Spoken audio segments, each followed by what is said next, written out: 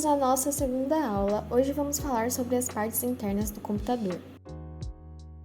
O computador, por dentro, começa com um gabinete. Ele é o compartimento que contém a maioria dos componentes do computador. Depois, a gente tem a placa-mãe, que é um componente interno onde são conectados todos os outros componentes, tanto internos quanto externos. Depois, a gente tem o processador. Ele processa e executa instruções de software. Outro componente muito importante é a placa de vídeo, que é o que processa a imagem exibida na tela do computador. A gente tem os coolers, que é como se fossem ventoinhas que resfriam os outros componentes internos, principalmente a CPU e a GPU. A gente tem a memória RAM, que é onde grava dados que podem ser acessados diretamente pela CPU do computador. Por último, temos mais 3 últimos componentes, que é o disco rígido, também chamado de HD, que é onde fica gravado os arquivos do seu computador. A gente tem a fonte de energia, que é a peça que fornece energia elétrica à placa-mãe e os outros componentes do computador, então sem ela você não consegue ligar o computador.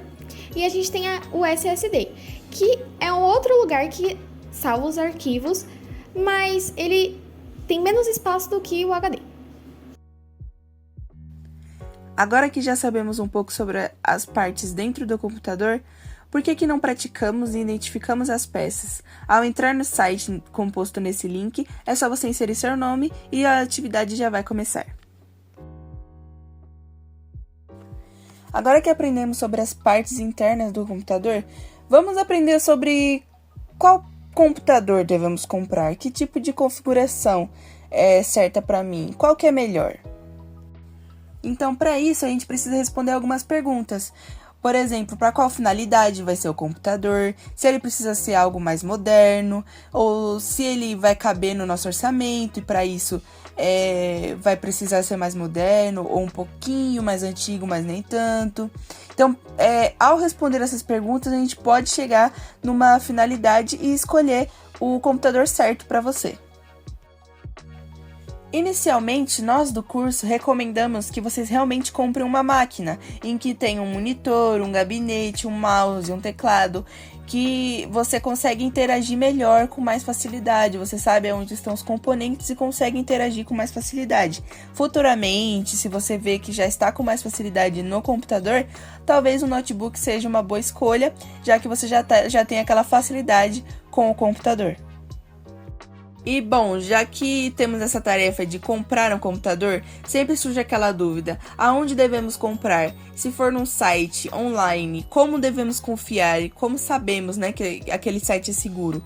Bom, para isso a gente deve observar alguns parâmetros do site para verificar se ele é seguro ou não. Como, por exemplo, se ele é conhecido, se ele possui uma boa reputação, muitas pessoas falam dele, se busca avaliações dos produtos, se eles estão com uma boa avaliação. Também pode ser conferindo se ele tem um selo de segurança com um cadeado na barra de endereço, que pode indicar que é um site seguro. Tem que dar preferência também a sites que oferecem formas seguras de pagamento, como cartão de crédito com proteção ou intermediadores confiáveis. Também é importante verificar se há CNPJ, endereço físico, canais de atendimento visíveis no site, como por exemplo um e-mail lá disponível para se você quiser entrar em contato, um número de telefone, em alguns sites existem, e assim você pode garantir uma compra mais segura e tranquila. Bom, agora que já falamos sobre como confiar no site, nada melhor do que um exemplo, né? Então vamos começar por alguns sites de revenda, que é basicamente de produtos já usados em que as pessoas revendem, né? Bom, falando em computador, existem esses sites aqui, que o primeiro é enjoei.com, o segundo é Mercado Livre, que vocês já devem conhecer, e o terceiro é o Facebook. Esses sites, eles já vendem computadores prontos, com tudo que você precisa, mas em sua maioria, principalmente falando do Enjoei e do Facebook, são de revendas, com computadores já usados, ou em algum estado não tão bom assim, e normalmente as pessoas revendem por lá. Bom, agora que já falamos sobre sites de revenda, nada melhor do que mostrar alguns sites de venda de computadores já montados e novos. Bom, Como, por exemplo, o Mercado Livre, que ele estava no tópico anterior, porque ele serve para os dois, tanto para revenda de computadores já usados, como para venda de computadores novos. Temos a Pichau também, que é um site de venda de componentes eletrônicos, em que tem computadores montados novos. Também temos a Amazon, que é um site que vende vários tipos de produtos, mas que também tem computadores montados, dependendo da sua finalidade, e que são rentáveis também. E por último, e pessoalmente é o que eu mais recomendo, é a Kabum, que é um site também de venda de componentes eletrônicos, tanto separados como montados, como por exemplo alguns computadores já montados de escritório, que são perfeitos para vocês alunos aqui, que já são montados, tudo explicadinho, tudo bem bonitinho, e é extremamente confiável. Então eu recomendo bastante a Kabum. Bom, então vamos para os melhores modelos, né? Os computadores de melhores modelos dependendo da sua finalidade. Como, por exemplo, esse computador aqui, que é usado mais entre os adolescentes e crianças, bem famoso, inclusive, que são PC gamer, né? Que a gente chama PC gamer, mas são PC para jogos. Gamer é de pessoas, jogadores, né? Então, por isso que a gente chama de PC gamer, porque é um PC jogador, que basicamente ele precisa de componentes de alto desempenho para desempenhar os jogos que necessitam desses componentes mais caros e melhores, assim. Então, esse modelo aí é um modelo de um PC de alto nível, de alto desempenho. É só para mostrar para vocês mesmo como é que é. Bom, então vamos para os melhores modelos que eu suponho que seja a finalidade de vocês. Que a gente chama de computador de escritório, que serve para navegação, para digitação, tudo tarefa simples que a gente faz no dia a dia. Eu recomendo muito esse modelo, que é um computador completo Intel i5, que isso aí é o processador, 8 GB de RAM, é a RAM, SSD 256 GB. Uma coisa que eu gostaria de complementar é que a SSD é sempre melhor que o HD, que são... Os dois são armazenamentos, mas a SSD costuma ser mais rápido, costuma processar mais rápido. Então, o processador daquele computador que tem o SSD é sempre melhor do que o que tem o HD.